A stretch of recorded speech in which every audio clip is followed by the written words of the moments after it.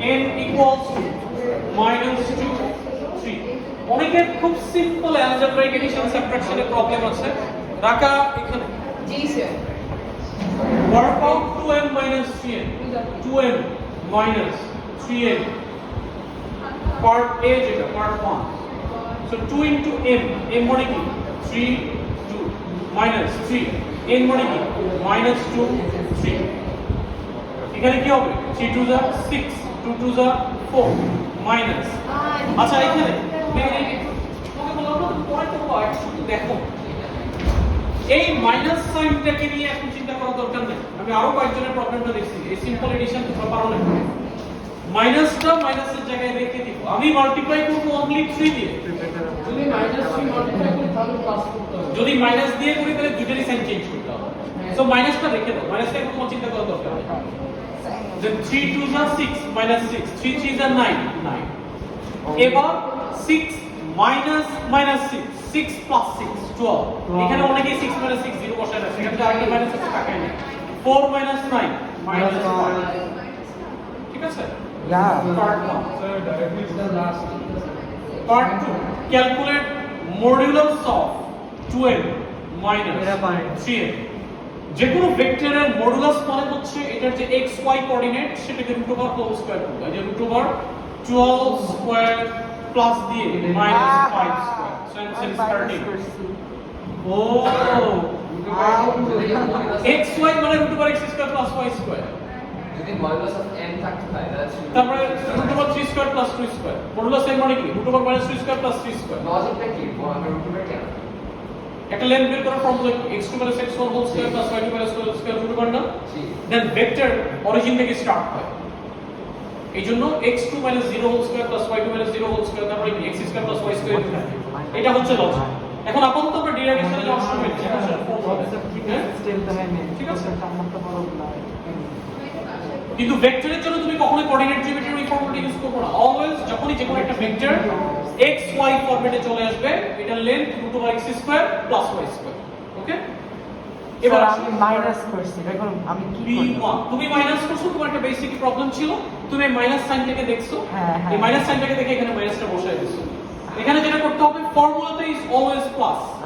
এই মাইনাসের উপর স্কয়ার করলে সেটা প্লাসই হবে হ্যাঁ। সো মডুলাস সাইনের ভিতরে এই রেজাল্টটা কখনোই মাইনাস হবে না ওকে এটা মনে রাখলেই হবে এবারে ফিগারটাতে আমরা একটু আসি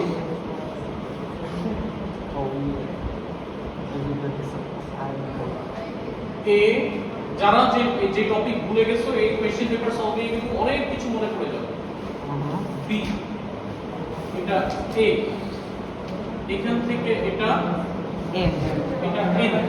এই কথা বলবে কথা না স্যার n2 আচ্ছা না কিছু কিছু এবার বলতেছে O is the origin O A আচ্ছা O A equals to A O B equals to B point M lies on AB such that Diana AM is to MB 3 is to 2 তাহলে এটা যদি 3 হয় এটা হচ্ছে 2 মানে এটা রেশিও হচ্ছে AM is to MB equals to 3 is to 2 first question AB vector তুমি ফর্মুলা দিয়েও করতে পারো তুমি পাথ ধরে ধরেও যেতে পারো জেনারেল ম্যাথসে প্রত্যেকটা জিনিস পাথ ধরে করাটাই অনেক ইজি জাস্ট ডিরেকশন ধরে ধরে চলে যাবে আর ফর্মুলা যদি চিন্তা করি এ বি বলে ও বি মাইনাস ও এ কিন্তু সেটা আমাদের প্রয়োজন নেই এখানে প্রত্যেকটা ফিগার দেওয়া আছে সো পাথ ধরে ধরে চলে যাবে এ বি ভেক্টর বলতে কি বোঝাচ্ছে from a two B A থেকে বি তে আসা মাইনাস সো এখান থেকে এখানে আসি এখান থেকে এখানে যাই সো এখান থেকে এখানে যদি আসি অ্যারো সাইনটা কোন দিকে এদিকে opposite to arrow sign minus A আবার ও থেকে বি তে যাচ্ছে অ্যারোর দিকেই যাচ্ছে সো প্লাস ঠিক আছে না বুঝলে কিন্তু বলতে হবে মেইনলি হ্যাঁ এখন যদি চুপ করে থাকো তাহলে সমস্যা হয়ে যাবে এ এম এবার কোথায় আসবা এ থেকে এম এ আসবা এখন অনেকেই আবার এখানে পাথ ধরার চেষ্টা করবে সেটা কিন্তু ডিফিকাল্ট হয়ে যাবে কারণ এ থেকে ও ও থেকে এম এই ও এম এর জন্য অ্যাকচুয়ালি কোনো কিছু দিয়ে দেওয়া নেই এখন এই জন্য আমি চাইলে এটা পাথ ধরে যাওয়ার দরকার নেই আমি এ বি ভেক্টর পুরোটা জানি এ বি ভেক্টর পুরোটাই জানি এই এ এম হচ্ছে এটা 3 এটা 2 টোটালটা কত এ বি পুরোটা 5 এ এম তার কতটুকু 3/5 তাহলে এ এম টাকে আমি লিখতে পারি 3/5 অফ এ বি এটা বলতে পারি তার মানে এটা বুঝি নাই কি আবার বলো রেশিওতে আছে এটা 3 এটা 2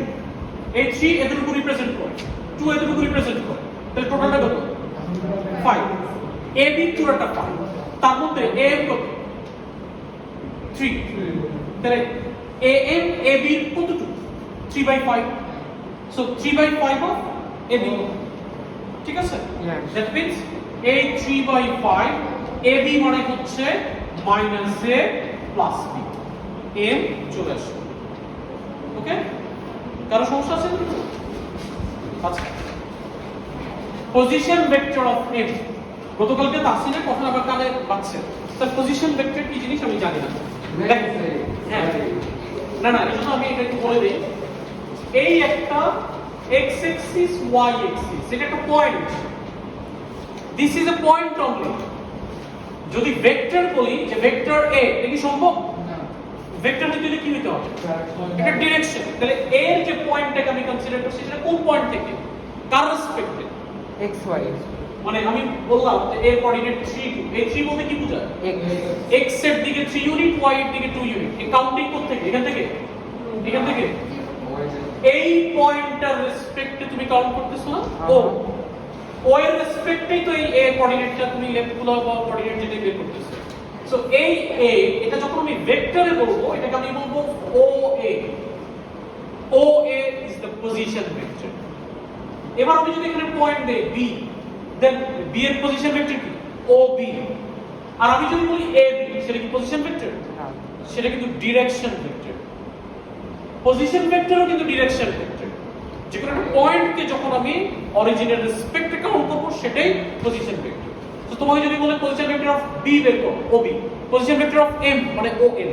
position vector of L OL okay so এখন তোমাকে বের করতে বলছে position vector of M that means তুমি অ্যাকচুয়ালি কি বের করবা OM বের করবা যে অরিজিনের রেসপেক্টে এটা কোথায় সো OM এবার বের করার জন্য O আমি জানি M এটা সো আবার দেখি পাথ কোন পাথটা দিয়ে যেতে পারি O থেকে A তে গেলাম A থেকে M এ আসলাম তাহলে O থেকে M এ চলে আসলাম তারপরে এটাকে আমি লিখতে পারি OA plus AM that means OA vector আমার জানা আছে কত A AM ভেক্টর আমি বের করছি 3/5 of minus A plus B অনেককে আমি এসব অ্যালজেব্রা করতে দেখছি এগুলো কিন্তু ঠিক করে নিতে হবে আচ্ছা যদি তোমাকে বলা হয় যে কোনো একটা পয়েন্ট যেমন আমি বললাম যে পয়েন্ট P যে পয়েন্ট P তাহলে P টা যেটা P তুমি এখানে একটা পয়েন্ট দিলাম তাহলে ভেক্টর দিয়ে কি আমি P কে বলতে পারতেছি ভেক্টর মানে একটা ডিরেকশন তাহলে শুধু P বলতে কোথা থেকে কোন পয়েন্ট থেকে তার মানে P মানে যেটা কনসিডার করতেছি উইথ রেসপেক্ট টু অরিজিনাল রেসপেক্টে চিন্তা করতেছি না তাহলে P এর পজিশনটা উইথ রেসপেক্ট টু অরিজিন দেন এই P ভেক্টর সেটাকে আমরা বলবো OP দেন অরিজিনাল রেসপেক্টে যখন আমরা একটা পয়েন্টকে কনসিডার করি ভেক্টর দিয়ে যখন আমি এটাকে ডিনোট করি সেটাকেই আমরা বলবো পজিশন ভেক্টর একটা কোঅর্ডিনেটকে পজিশন ভেক্টর দিয়ে এক্সপ্রেস করা হয় আর একটা লাইনকে যেমন AB BC CD এগুলো হচ্ছে direction vector okay position vector direction vector difference বুঝতে পারছো আর ভেক্টর যেমন আমি বললাম PQ দ্যাট একটা লাইন এটা তো অরিজিনাল রেসপেক্টে না আমি বললাম MN সেটা একটা লাইন আমি বললাম PQ LM যেগুলো বলি অরিজিনাল রেসপেক্টে যেটা সেটাই পজিশন ভেক্টর আর আরেকটা জিনিস এখানে এই কোশ্চেনে নাই কিন্তু ধরো এই কোঅর্ডিনেট যেটা এ কোঅর্ডিনেটে লিখছি আমি 3 2 ভেক্টরে যখন লিখবো তখন এটাকে বলা হয় কলাম ভেক্টর সো কেউ যদি এই লেখাটা পাও যে কলাম ভেক্টর আবার চিন্তা করে বসে যাবে যে কলাম ভেক্টর কি জিনিস এই x টাকে উপরে লিখবো y টাকে নিচে লিখবো এটাকে বলা হয় কলাম ভেক্টর ওকে আমি যেখানে ফার্স্টে এই ভেক্টরগুলো লিখছি সেটা কিন্তু কলাম ভেক্টর এটা x এর কোঅর্ডিনেট এটা y এর কোঅর্ডিনেট আচ্ছা পজিশন ভেক্টর অফ OM চলে আসলো এটা একটু সিম্পলিফাই অ্যানসারটা বলো তো কত হয় a 3/5a তাহলে কত হয় 5a 3a 2/5a plus 3/5b এরা সব আসছে না আমরা OBBM থেকে হ্যাঁ OBBM হ্যাঁ আমরা কেউ যদি চিন্তা করো O থেকে B তে গেলাম B থেকে M এ গেলাম তাহলে সেক্ষেত্রে BM আগে বের করে নাও 2/5 অফ AB হবে আমার যেহেতু এখানে AM বের করা আছে এই জন্য আমি এই পাথটা ইউজ যে তুমি একটা রাস্তা দিয়ে যাবা, যে রাস্তাটা দিয়ে যাবা সেখানে অলরেডি তোমার একটা পোল ক্রিয়েট করা আছে, তুমি কি সেটা ইউজ করবা, নাকি এখানে একটা খাল আছে এখান দিয়ে যেতে গেলে তোমাকে আগে একটা ব্রিজ ক্রিয়েট করতে হবে দেন তুমি যেতে পারো? কোনটা তোমার জন্য ইজিয়ার? পাথগুলোর জন্যই আছে। তুমি খাল দিয়ে যদি যেতে চাও সাঁতরে যেতে পারো, অথবা তোমাকে যদি বলা হয় না আমি আগে ব্রিজ ক্রিয়েট করে নিই, দ্যাট মিন্স তোমার এই ওবি থেকে বিএম, বিএম এটা মনে করো একটা ব্রিজ তোমার এটা ক্রিয়েট করে নিতে হবে, তারপরে তুমি ও থেকে ডিতে যেতে পারবে। আর এটা দিয়ে অলরেডি আমার ব্রিজ ক্রিয়েট করা আছে, সো আমার জন্য ইজিয়ার হচ্ছে যেটা করা আছে সেটা। বুঝতে পারছো? এখন তুমি যদি এটাও চিন্তা করতে যে আমি এখান থেকে একটা পাথ এখান থেকে এখানে গেলাম, এখান থেকে এখানে গেলাম, সব ভাবে হবে, এমন ভাবে তোমাকে যেতে হবে যে এই পয়েন্ট থেকে এই পয়েন্ট যে কোনো ভাবে আসলেই হবে। ওকে, আচ্ছা হ্যাঁ বলো। এবার দেখো OM is extended to the point C। এই যে OM এই লাইনটাকে আমি এমন ভাবে এক্সটেন্ড করলাম, সাপোজ এই পয়েন্টটা হচ্ছে C, the position vector of C, তার মানে OC vector equals to এখন দিয়ে দেওয়া আছে, OC vector equals to বলতেছে A plus KB। এখন খেয়াল করো OM এর ডিরেকশন, MC এর ডিরেকশন, OC এর ডিরেকশন সব কি সেম? সব তো সেম অবশ্যই হবে। তারপরে আমি এখানে বলতে পারি যেহেতু এগুলো একই লাইনে আছে OM আর OC ভেক্টর অবশ্যই সেম, ভেক্টরের ডিরেকশন সেম কিন্তু লেন্থ তো সেম না। গুড। তারপরে এটার সাথে কোনো না কোনো একটা কনস্ট্যান্ট মাল্টিপ্লাই আকারে আছে, যেহেতু আমার OC এর সাথে একটা কনস্ট্যান্ট অলরেডি আছে, আমি OM এর সাথে একটা কনস্ট্যান্ট দিয়ে দিই, মনে করো এটা দিয়ে দিলাম তোমার কি দিব, P দিলাম, যে P * OM = C। তুমি কি বুঝতে পারছো আমি কি করছি? ইয়েস স্যার বুঝছি। OM = OC, direction same but length তো সেম না। সো এই লেন্থটা এটা তোমার এটা কত টাইমস বেশি বা কত টাইমস কম সেটা বোঝার জন্য একটা কনস্ট্যান্ট দিতেই হবে। আমরা যেটা শিখে আসছি সেটা এভাবে শিখছি যে AB = K * BC বা K * AC এভাবে করে আসছি, যেখানে K একটা কনস্ট্যান্ট, এই কনস্ট্যান্ট দিয়ে আমরা এটা কত টাইমস বেশি কত টাইমস কম সেটা শিখে আসছি। এখানে অলরেডি যেহেতু কিছু একটা K আছে এজন্য আমি এখানে অন্য কনস্ট্যান্ট দিয়ে মাল্টিপ্লাই করব। সো P, এবার OM মানে কত? 2/5 A plus 3/5 B equals to OC মানে কি? A plus KB। দুইটা তো সেম, ডিরেকশন সেম। এরপর আমরা একটা লেখা লিখব ইকুয়েটিং কোএফিশিয়েন্ট। ইকুয়েটিং কোএফিশিয়েন্ট না মার্কস থাকবে না, এক মার্কের জন্য কি কাটবে? এখানে A আর B দুইটা আছে, A এর সাথে কোএফিশিয়েন্ট কত? 2/5 of B, 2/5 of B equals to, এখানে এর সাথে কোএফিশিয়েন্ট কত? 1, 1, so P equals to কত? 5/2। হ্যাঁ OM আর OC একই লাইনে আছে না, তাদের ডিরেকশন কি সেম, তারপরে তাদের ডিরেকশন ইকুয়াল কিন্তু লেন্থ কি ইকুয়াল, এই জন্য এটা কনস্ট্যান্ট। P এর ভ্যালু বের হয়ে গেল। এবার দেখো B এর সাথে কি আছে? 3/5 of P। আপনি খালি A কোএফিশিয়েন্ট দিলেন কেন? না B এর টা নিচ্ছি, এই যে ইকুয়ালস টু, এবার B এর সাথে এখানে কি আছে? K, K, তাহলে P এর ভ্যালু কত? 3/5, P এর ভ্যালু কত? 5/2 equals to K, so K কে চলে গেল,